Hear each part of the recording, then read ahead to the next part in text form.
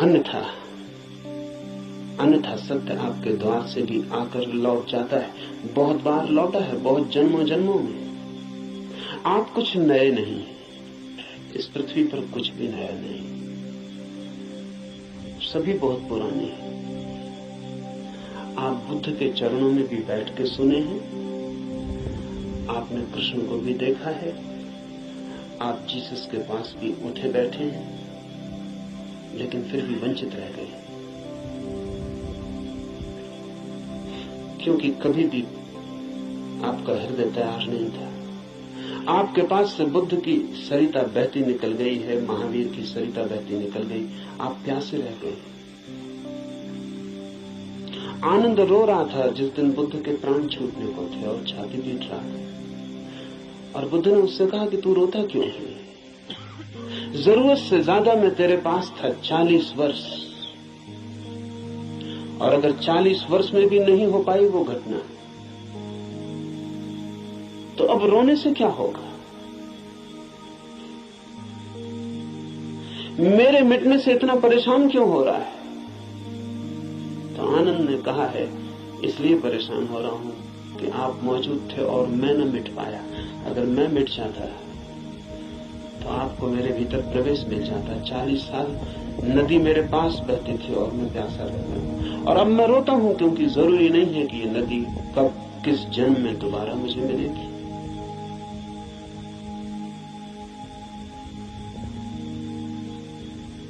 आप कुछ नए नहीं हैं। आपने बुद्धों को दफनाया, महावीरों को दफनाया, जीसस, कृष्ण, क्राइस्ट, सबको आप दफना के जी रहे हैं। उनकी वो हार गए आपसे।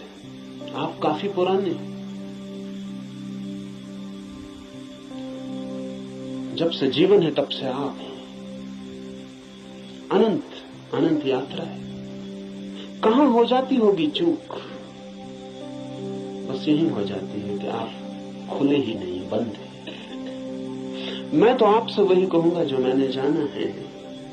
अगर आप भी अपने को एक खुलापन बना सके तो आप भी उसे जान लेंगे।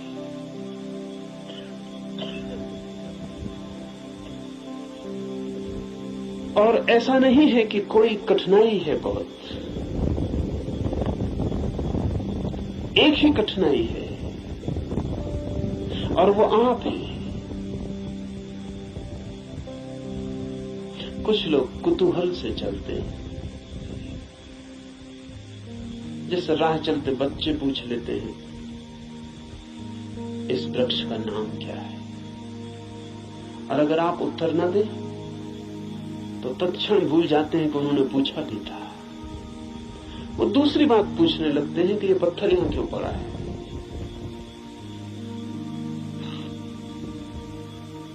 पूछने के लिए पूछते हैं, जानने के लिए नहीं पूछते।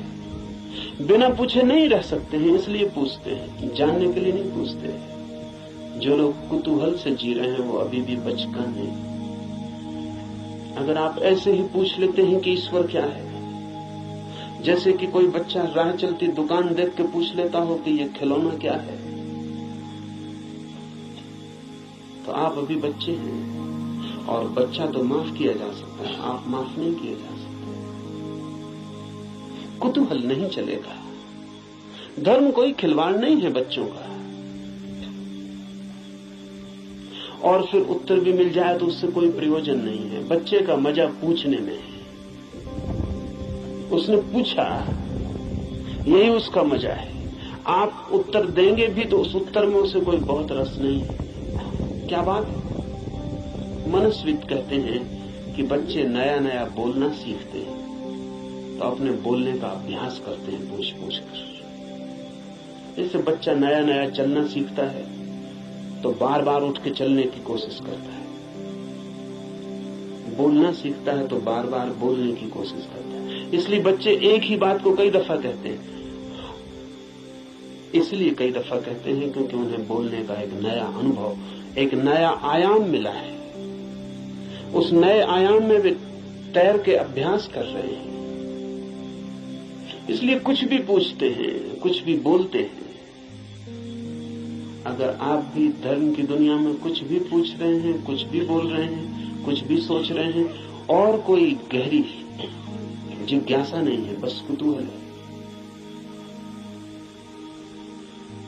तो अभी आप और कुछ बुद्धों को दफनाएंगे।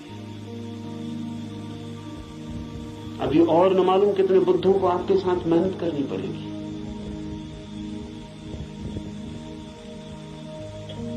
कुतूहल से सत्य का कोई संबंध नहीं। कुछ लोग कुतूहल से थोड़ा आगे बढ़ते हैं और जिज्ञासा करते हैं। जिज्ञासा में थोड़ी ज्यादा गहराई है, लेकिन बस थोड़ी ज्यादा। जिज्ञासा भी बहुत गहरी नहीं, वो भी उथली है, क्योंकि जिज्ञासा है केवल बौद्धिक, और बुद्धि भी ऐसी है जैसी खाज होती है, खुजलाएं तो थोड़ा रस आता है, ऐसा बुद्धि को भी खाज होती रहती है। ईश्वर है, आत्मा है, मोक्ष है, ध्यान क्या है, करने के लिए नहीं। ईश्वर क्या है, जानने के लिए नहीं, चर्चा के लिए, बातचीत के लिए।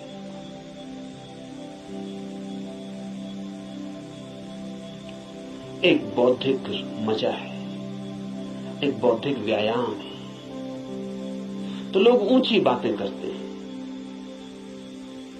लेकिन उन बातों पर कभी भी कोई दांव नहीं लगाते।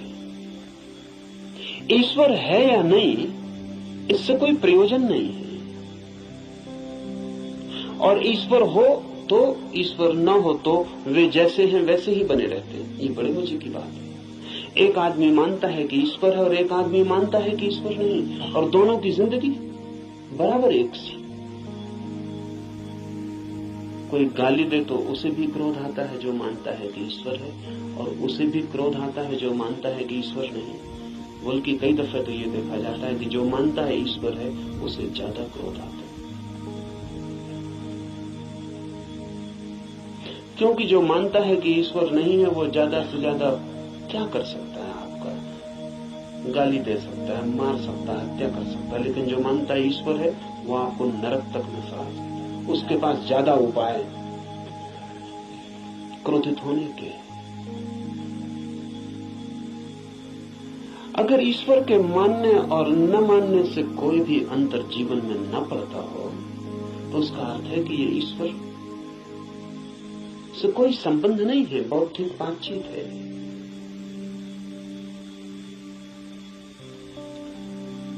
ऐसी जिज्ञासा हो तो आदमी दार्शनिक हो जाता है, चिंतन मनन करने लगता है, शास्त्र अध्ययन करने लगता है, बहुत सिद्धांत इकट्ठे कर लेता है, पक्ष में विपक्ष में सोच लेता है, वाद विवाद करता है, शास्त्रार्थ करता है, लेकिन जीता कभी नहीं।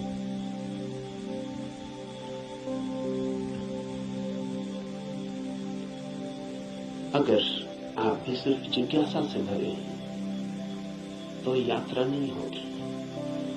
जिज्ञासा से भरे हुए लोग वे हैं जो मील के पत्थर के पास बैठ जाते हैं और पूछते हैं मंजिल क्या है, कितनी दूर है, और सदा यही पूछते हैं, लेकिन कभी उठ के चलते नहीं।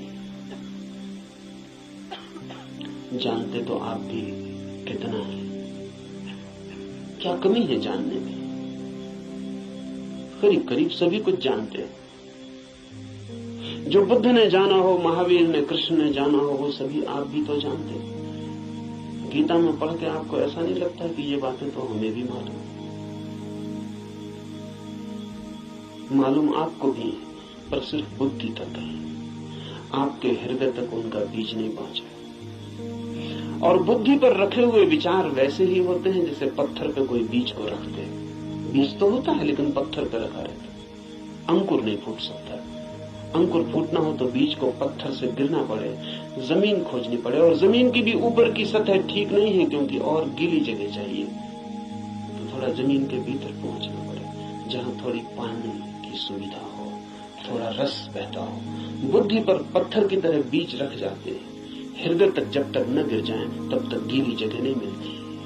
हृदय में थोड़ा रस बहता है, थोड़ा प्रेम, वहां थोड़ा पानी है, वहां कोई बीज गिरे तो अंकुरित होता है। नहीं तो कभी अंकुरित नहीं होता। जिज्ञासु व्यक्तियों के पास बहुत कुछ होता है, लेकिन पत्थर पर रखे हुए बीजों की भांति। जमीन भी ज्यादा दूर नहीं होती, लेकिन थोड़ी यात्रा भी मुश्किल है।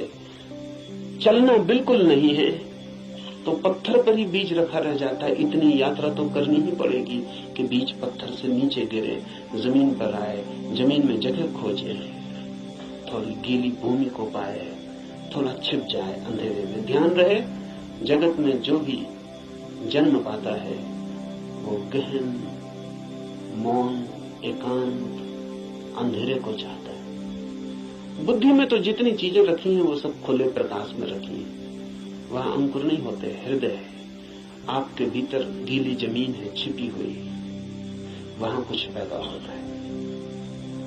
इसलिए जो सिर्फ जिज्ञासा से जीते हैं वे विद्वान बन जाते हैं, पंडित बन जाते हैं, ज्ञानी बन जाते हैं, लेकिन कुछ अंकुरित नहीं होता उनके भीतर। कोई नया जन्म, कोई नया जीवन, कोई नए फूल, कुछ भी नहीं। एक और जिससे संबंध है हमारा, एक और भी दिशा है खोज की, उसे हम कहते हैं मुमुक्षा। जानने की फिक्र नहीं है, जीने की फिक्र है। जानने की फिक्र नहीं है, होने की फिक्र है। ये सवाल नहीं है कि ईश्वर है, सवाल यह है कि क्या मैं ईश्वर हो सकता हूं। अगर ईश्वर हो भी और मैं ईश्वर न हो सकूं तो कोई सार नहीं है। सवाल ये नहीं है कि मोक्ष है, सवाल ये है कि क्या मैं भी मुक्त हो सकता हूं। अगर मैं मुक्त हो ही ना सकूं और मोक्ष हो भी कहीं तो क्या अर्थ है। ये बात नहीं है कि आत्मा है भीतर या नहीं, हो या ना हो। सवाल असली ये है कि क्या मैं आत्मा हो सकता हूं। मुमुक्षा है होने की खोज, और जब कोई होना चाहता है तब दांव पर लगना पड़ता है। इसलिए कहता हूं धर्म है जुआरियों का काम। वही कहूंगा जो मैं जानता हूं, जो जिया है। अगर आप तैयार हुए दांव पर लगाने को, तो जो मेरा अनुभव है वो आपका अनुभव भी बन सकता है। अनुभव किसी के नहीं होते, जो भी लेने को तैयार हो उसी के हो जाते हैं। सत्य पर किसी का कोई अधिकार नहीं, जो भी मिटने को राजी है वही उसका मालिक हो जाता है। सत्य तो उसका है जो भी उसे मांगने की तैयारी दिखलाता है, जो भी अपने हृदय के द्वार खोलता है और उसे पुकारता है।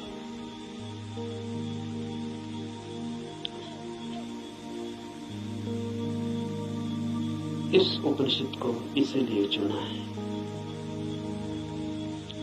ये उपनिषद अध्यात्म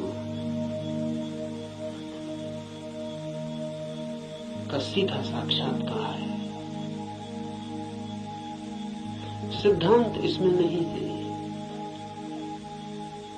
इसमें सिद्धों का अनुभव है। इसमें उस सब की कोई बातचीत नहीं है जो कुतूहल से पैदा होती है, जिज्ञासा से पैदा होती है। नहीं, इसमें तो उनकी तरफ इशारे हैं जो मुमुक्षा से भरे हैं, और उनके इशारे हैं जिन्होंने पा लिया है। कुछ ऐसे लोग भी हैं कि जिन्होंने नहीं पाया, लेकिन फिर भी मार्गदर्शन देने का मजा नहीं छोड़ पाते। मार्गदर्शन में बड़ा मजा है। सारी दुनिया में अगर सबसे ज्यादा कोई चीज दी जाती है तो वो मार्गदर्शन है, और सबसे कम अगर कोई चीज ली जाती है तो वो भी मार्गदर्शन है। सभी देते हैं, लेता कोई भी नहीं।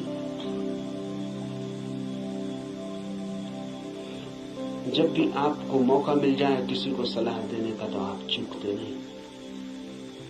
जरूरी नहीं है कि आप सलाह देने योग्य हो, जरूरी नहीं कि आपको कुछ भी पता हो जो आप कह रहे हैं,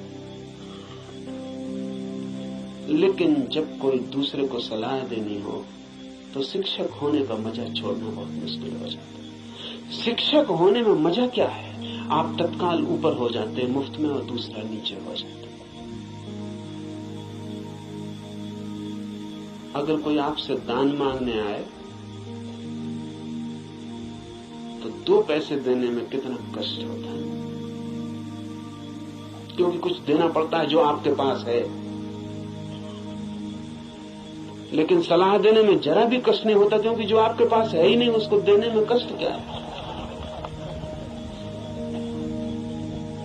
आपका कुछ खो ही नहीं रहा है, बल्कि आपको कुछ मिल रहा है, मजा मिल रहा है, अहंकार मिल रहा है।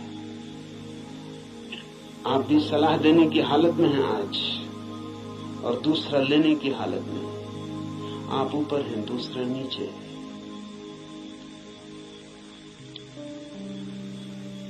इसलिए कहता हूं कि इस उपनिषद में कोई सलाह है, कोई मार्गदर्शन देने का मजा नहीं है, बड़ी पीड़ा है। क्योंकि उपनिषद का ऋषि जो दे रहा है वो जान के दे रहा है, वो बांट रहा है कुछ बहुत हार्दिक, बहुत आंतरिक।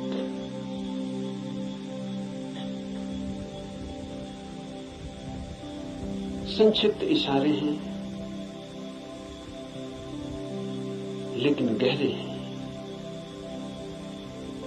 बहुत थोड़ी सी चोटें हैं लेकिन प्राणघातक है। और अगर राजी हो तो तीर सीधा हृदय में चुभ जाएगा और जान लिए बिना न रहेगा, जान ही ले लेगा। इसलिए थोड़ा सावधान,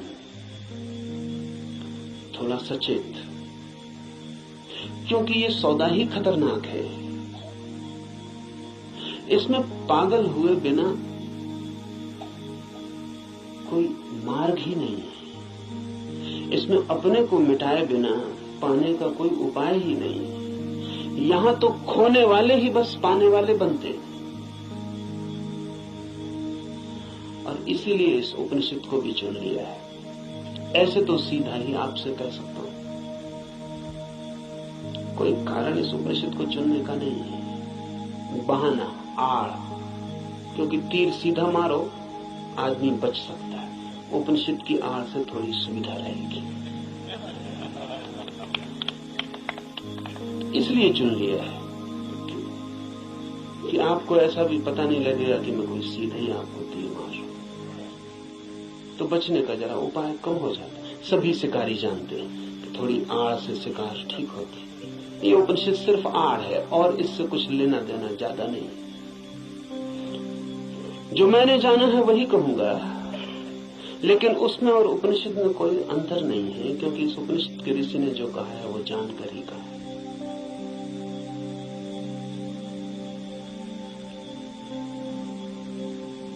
यह उपनिषद अध्यात्म की सूक्ष्मतम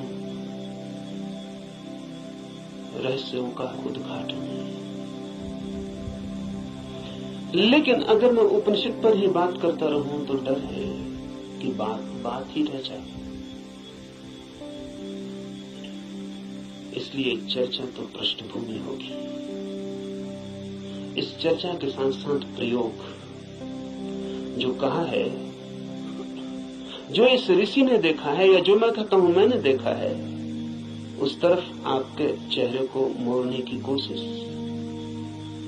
उस तरफ आपकी भी आंखें उठाने, उस तरफ आपकी भी आंखें उठाने का प्रयास, वही मुख्य होगा। उपनिषद की बात तो सिर्फ हवा पैदा करने के लिए होगी कि आपके चारों तरफ के तरंग पैदा हो जाएं, कि आप भूल जाएं 20वीं सदी को, पहुंच जाएं उस लोक में जहां ये ऋषि रहा होगा।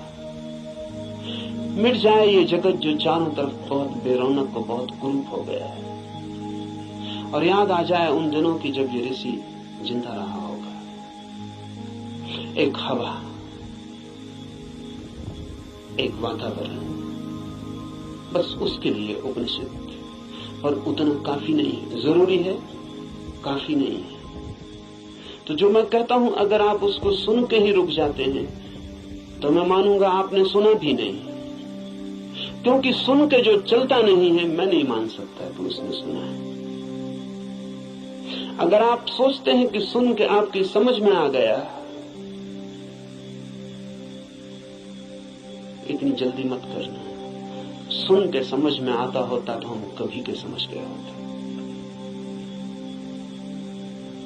सुन के ही समझ में आता होता तो इस दुनिया में समझदारों की कमी ना होती, ना समझ खोजना मुश्किल हो जाता। मगर ना समझ ही ना समझ, सुन के कुछ भी समझ में नहीं आता। सुन के सिर्फ शब्दों पे मुट्ठियां बन जाती। सुन के नहीं, करके ही समझ में आता है। इसलिए सुनना करने के लिए, समझने के लिए नहीं। सुनना करने के लिए, करना समझने के लिए। सुन के ही सीधा मत सोच लेना कि समझ गए। वो बीच की कड़ी के बिना कोई भी उपाय नहीं है, कोई भी रास्ता नहीं। लेकिन मन कहता है कि समझ गए, अब करने की क्या जरूरत है। मंजिलें चल के पहुंची जाती हैं। सब भी समझ लिया हो, यात्रा पथ पूरा स्मृति में आ गया हो, पूरा नक्शा जेब में हो, फिर भी बिना चले कोई मंजिल तक कभी पहुंचता नहीं। लेकिन सपना देखा जा सकता है। कोई आदमी यही सो जाए और सपना देख सकता है कहीं भी पहुंचने का। मन सपना देखने में बड़ा कुशल है। और ऐसा मत सोचना कि आप ही ऐसे सपने देखते हैं। जिनको आप बहुत बुद्धिमान कहते हैं, वे भी इसी तरह के सपने देखते रहते हैं। साधु हैं, सन्यासी हैं, महात्मा हैं, वर्षों से खोज में लगे हैं, लेकिन कहीं इंच भर नहीं पहुंचते, यात्रा ही नहीं करते। वो जो वर्षों से खोज में लगे हैं, वो सारी की सारी खोज वर्तुलाकार है। बुद्धि में ही वर्तुल बन जाता है, भंवर बन जाता है। उसी भंवर में घूमते रहते हैं। फिर उस भंवर में सब समा जाता है। वेद समा जाते हैं, उपनिषद समा जाते हैं, कुरान बाइबलें समा जाती हैं। उस भंवर में सब समा जाता है, लेकिन एक इंच भी गति नहीं होती। उपनिषद की हम चर्चा करेंगे। उपनिषद समझाने के लिए नहीं, उपनिषद बन जाने के लिए। यहां सुन के कुछ कंठस्थ हो जाए और आप भी बोलने लगे तो मैंने आपका नुकसान किया, मैं फिर आपका मित्र साबित न हुआ। यहां सुन के आप जो सुना है वो बोलने लग जाएं तो कोई मूल्य नहीं है। यहां सुन के आपको भी वो हो जाए, आप भी वो देख लें, वो आंख आपकी भी खुल जाए तो ही। ऐसा समझे, एक कवि गीत गाता है किसी फूल के संबंध में। गीत में बड़ा माधुर्य हो सकता है, छंद हो सकता है, लय हो सकती है, संगीत हो सकता है। गीत की अपनी खूबी है, लेकिन गीत कितना ही गाए उस फूल को और कितना ही गुनगुनाए तो भी गीत गीत है, फूल नहीं। और लाखों गति और लाखों छंद तो भी गीत गीत है, फूल की सुगंध नहीं। और आप उसी गीत से तृप्त हो जाएं तो आप भटक गए। उपनिषद गीत है किसी फूल का जिसे आपने देखा नहीं अभी। गीत गजब का है, गाने वाले ने देखा है, पर गीत से तृप्त मत हो जाना। गीत फूल नहीं है। ऐसा भी हो जाता है कि कभी कभी आप फूल के पास भी पहुंच जाते हैं। कभी कभी फूल की एक झलक भी मिल जाती है, अचानक, आकस्मिक। क्योंकि फूल कोई विजाती ही नहीं है, आपका स्वभाव है, आपके बिल्कुल निकट है, किनारे किनारे है। कभी कभी छू जाता है बिना आपके, बावजूद आपके। कभी कभी फूल एक झलक दे जाता है, कोई बिजली कौन जाती किसी क्षण में आकस्मिक अनुभव में आ जाता है कुछ और भी है इस जगत में, यही जगत सब कुछ नहीं है। इस पथरीले जगत के बीच कुछ और भी है जो पत्थर नहीं फूल है, जीवंत खिला हुआ, जैसे किसी स्वप्न में देखा हो या अंधेरी रात में चमकी हो बिजली और कुछ देखा हो और फिर खो गया हो। ऐसा कभी कभी आपके जीवन में भी हो जाए, कवियों के जीवन में अक्सर हो जाता है, चित्रकारों के जीवन में अक्सर हो जाता है। फूल की झलक बिल्कुल पास आ जाती है, फिर भी फूल कितने ही पास हो और कितनी ही झलक मिल गई हो, पास होना भी दूर होना ही है। और कितने ही पास आ जाए फूल तो भी फासला तो बना ही रहता है। और मैं बिल्कुल हाथ से भी छू लूं फूल को तो भी पक्का नहीं है कि जो अनुभव मुझे होता है वो फूल का है, क्योंकि हाथ खबर लाने वाला है और हाथ अगर बीच में गलत खबर दे दे तो कुछ भरोसा नहीं। और हाथ सही ही खबर देगा इसको मानने का कोई कारण नहीं। फिर हाथ जो खबर देगा वो फूल के संबंध में कम और हाथ के संबंध में ज्यादा होती है।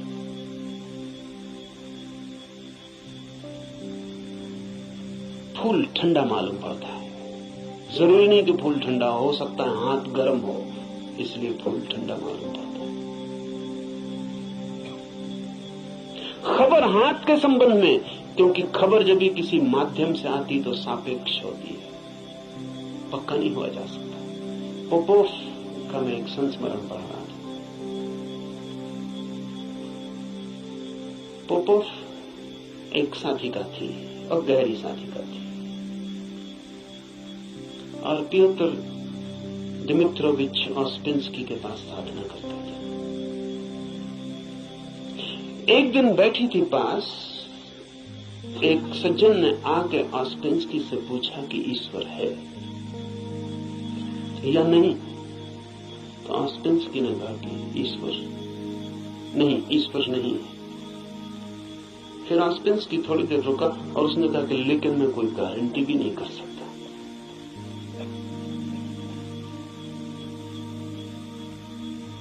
क्योंकि जो भी मैं जानता हूं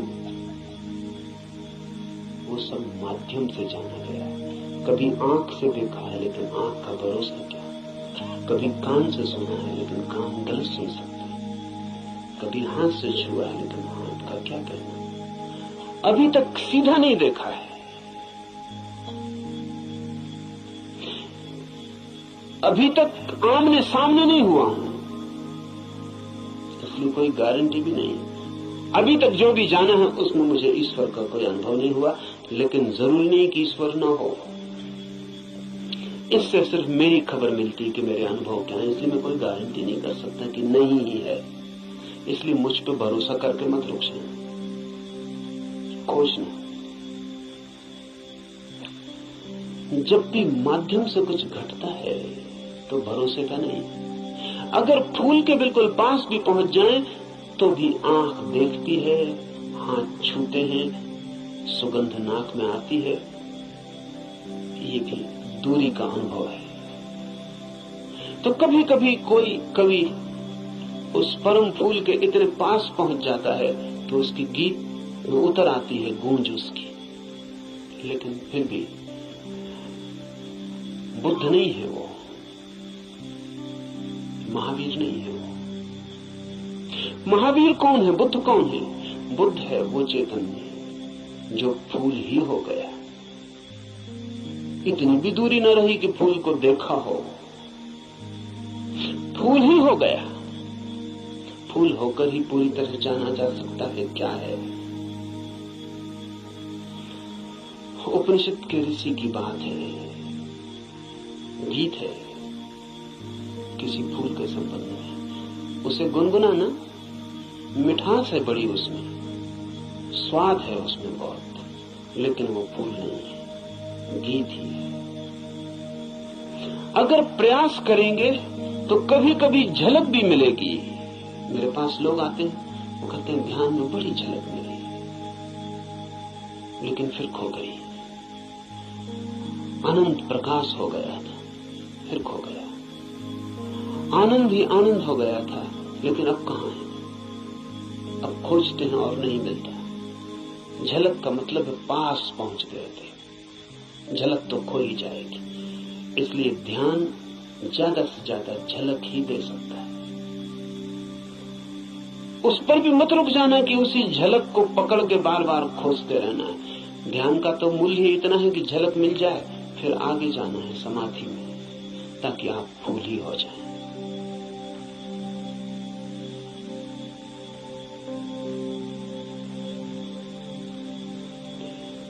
ध्यान में है झलक, समाधि में है हो जाना। झलकों पे मत रुकना है, झलकें बड़ी प्रीतिकर है। सारा जगत बासा मालूम पड़ने लगता है, एक झलक ध्यान में मिल जाए उस जीवंत की, फूल की, उस खिलावट की जो भीतर है, तो सारा जगत फीका और व्यर्थ हो जाता है। लेकिन फिर कुछ लोग झलकों को पकड़ लेते हैं और उन्हीं को दोहराने लगते हैं और सोचते हैं सब हो गया। नहीं, जब तक आप ही ना हो जाएं, ईश्वर ही जब तक आप ना हो जाएं, तब तक भरोसा मत करना कि ईश्वर है। हो सकते हैं, क्योंकि है ही। खोलना है जरा, उघाड़ना है जरा। छिपे हैं, मौजूद हैं अभी और यहीं, थोड़े से वस्त्र हैं और बड़े झीने वस्त्र हैं कि चाहें तो अभी उतार कर फेंक दें और नग्न हो जाएं और ईश्वर हो जाएं। लेकिन बड़ी पकड़ है, झीने तो हैं लेकिन पकड़ गहरी। क्यों है ये पकड़ इतनी? ये पकड़ है क्योंकि हम सोचते हैं ये वस्त्र ही हमारा होना, यही हम हैं। इसके अलावा हमें कुछ और किसी अस्तित्व का पता नहीं। इस उपनिषद में इशारे होंगे उस अस्तित्व के जो वस्त्रों के पार है। और इस उपनिषद के साथ साथ हम करेंगे ध्यान, ताकि मिले झलक, और आशा बांधेंगे समाधि की, ताकि हम भी हो जाएं वही जिसे हुए बिना न कोई संतोष है, न कोई शांति है, न कोई सत्य है। उपनिषद शुरू होता है प्रार्थना से। प्रार्थना है समस्त जगत से। सूर्य कल्याणकारी हो, वरुण, अर्यमा, इंद्र और बृहस्पति, विष्णु कल्याणकारी हो, उस ब्रह्म को नमस्कार हो। हे वायु, तुम्हारे लिए नमस्कार, क्योंकि तुम प्रत्यक्ष ब्रह्म हो। मैं तुम्हें ही प्रत्यक्ष ब्रह्म कहूंगा। सत्य और रिक्त वे सब मेरी रक्षा करें। आचार्य की भी इस प्रार्थना से शुरू होता है। धर्म की यात्रा प्रार्थना से शुरू होगी ही। प्रार्थना का अर्थ है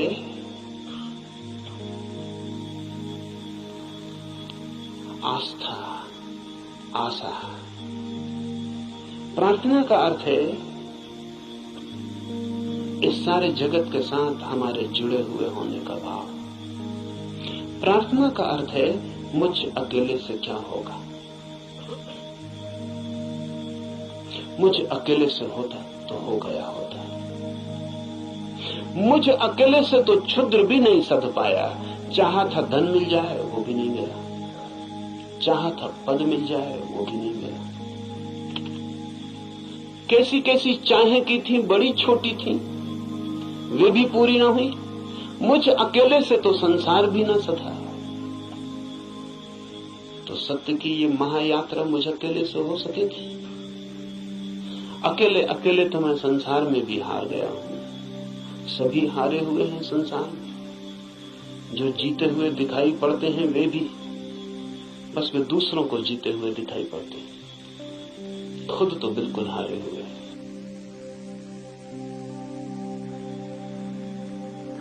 आप भी अपने को हारे हुए दिखाई पड़ते होंगे, औरों को तो आप भी जीते हुए दिखाई पड़ते हैं। आपसे भी पीछे लोग हैं जो आपको समझते हैं पा लिया आपने, जीत गए संसार।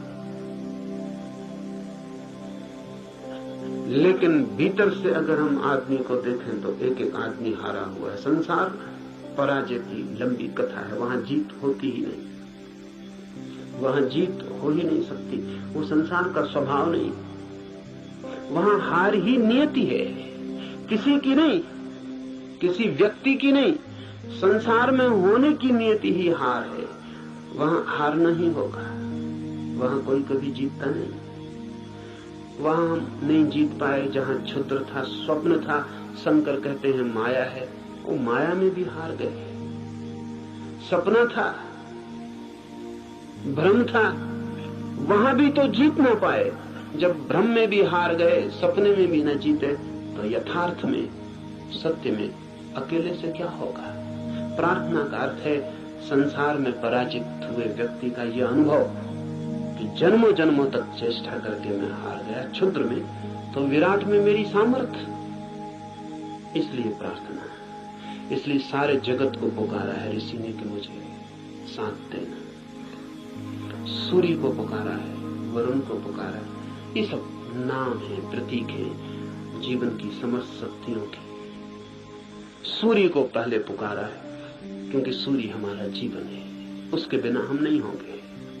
हमारे भीतर सूर्य ही जीता है, जलता है। उधर सूर्य बुझ जाए, यहां हम बुझ जाए। सूर्य ही हमारा प्राण है, इसलिए पुकारा।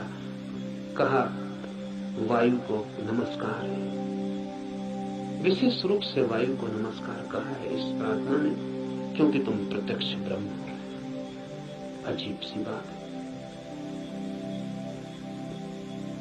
थोड़ा सोचे, बड़े मजे की बात है, क्योंकि वायु है बिल्कुल अप्रत्यक्ष और सब चीजें प्रत्यक्ष।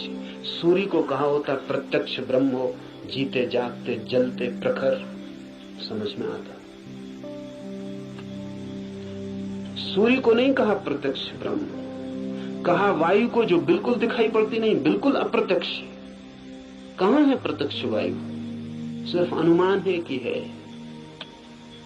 लगता है कि है, भासता है कि है, दिखाई तो पड़ती नहीं। आंख के सामने कहां है? प्रत्यक्ष का मतलब है आंख के सामने है। जो आंख के सामने वायु बिल्कुल नहीं है, पत्थर पहाड़ सब आंख के सामने, वायु नहीं है। लेकिन ऋषि कहता है हे वायु नमस्कार तुम्हें, क्योंकि तुम प्रत्यक्ष ब्रह्म हो। इसलिए कहा कि वायु जैसे दिखाई नहीं पड़ती और है, और आंख को दिखाई नहीं पड़ती फिर भी आंख को छू रही है प्रतिपल। ऐसा ही परम सत्य है, दिखाई नहीं पड़ता, छू रहा है प्रतिपल। वायु दिखाई नहीं पड़ती क्योंकि हमारे पास देखने वाली आंख नहीं है। वायु तो यहां है, वायु के बिना तो हम भी नहीं हो सकते। वही तो हमारी श्वास में हमें संभाले, उसका ही आवागमन तो हमारा सारा जीवन है, जो इतने निकट है। श्वास है जो हमारी, वो भी दिखाई नहीं पड़ती क्योंकि हमारे पास आंखें बड़ी स्थूल है। तो हम जो बहुत मोटा मोटा है, स्थूल स्थूल है, वो देख लेते हैं, जो सूक्ष्म है वो हमें दिखाई नहीं पड़ता। वायु सूक्ष्मतम है, हमारे सामने मौजूद है, भीतर मौजूद है, बाहर मौजूद है, रोए रोए में मौजूद है और दिखाई नहीं पड़ती। इसलिए कहा कि तुम प्रत्यक्ष ब्रह्म हो, तुम ठीक ब्रह्म जैसी हो, वो भी यहां मौजूद है और दिखाई नहीं पड़ता। और रोए रोए में वही समाया है, रोआ रोआ वही है, और फिर भी उसका कोई पता नहीं चलता। इसलिए वायु को नमस्कार किया है कि हम वायु को तो जानते हैं, ब्रह्म को नहीं जानते। वायु से एक धागा जोड़ा है कि ब्रह्म भी ठीक वायु जैसा है। इसलिए मैं तुम्हें प्रत्यक्ष ब्रह्म कहूंगा। ऋषि कहता है वायु को सत्य और ऋत के नाम से भी कहूंगा, क्योंकि तुम ठीक उस जैसी हो जो है और जिसका हमें पता नहीं, जो हम स्वयं हैं और जिसका हमें पता नहीं, जो अभी और यहां सदा से मौजूद है और हमें उसका पता नहीं। लेकिन ये खोज पूरी हो सके अगर सब देवता रक्षा करें। देवता से अर्थ है सदा से जीवन की अनंत अनंत शक्तियां, और जीवन है एक विराट जाल अनंत शक्तियों का। आपका होना भी एक विराट जाल है अनंत शक्तियों का। मिलता है आप में सूर्य, मिलता है वरुण, मिलता है इंद्र, मिलती है वायु, मिलती है अग्नि, मिलती है पृथ्वी, सब कुछ मिलता है आकाश, सब आप में मिलते हैं। अगर एक व्यक्ति को हम पूरा का पूरा जान लें तो हमने बीज रूप में समस्त अस्तित्व को जान लिया। सब कुछ उसमें है, सबका दान उसमें है, सब मिलकर ही उसका अस्तित्व है। इन सब की सहायता की प्रार्थना है, लेकिन क्या सूर्य सहायता करेगा?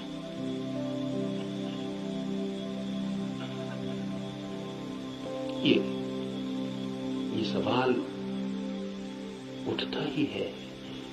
प्रार्थना भी की तो क्या सूर्य सहायता करेगा?